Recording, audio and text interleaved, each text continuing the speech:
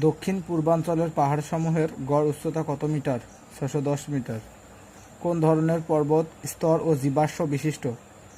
ভঙ্গিল পর্বত স্তর ও জীবাশ্ম বিশিষ্ট।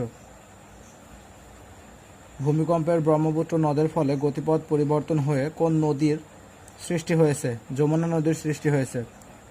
সুনামি কোন ভাষার শব্দ? সুনামি জাপানি ভাষার শব্দ। সূর্যতাপের দরুন শিলারাশির ওপরের স্তর নিচের স্তর অপেক্ষা অধিক উত্তপ্ত হবার ফলে শিলার মধ্যে কি সৃষ্টি হয়? পীড়নের সৃষ্টি হয়। বাংলাদেশের দীর্ঘতম, গভীরতম ও প্রশস্ততম অর্থাৎ অল ইন অল মানে সব কোন নদী? মেঘনা। পৃথিবীর প্রাকৃতিক সৌরপর্দা হিসেবে অভিহিত করা হয়েছে কোন স্তরকে? ওজোন স্তরকে।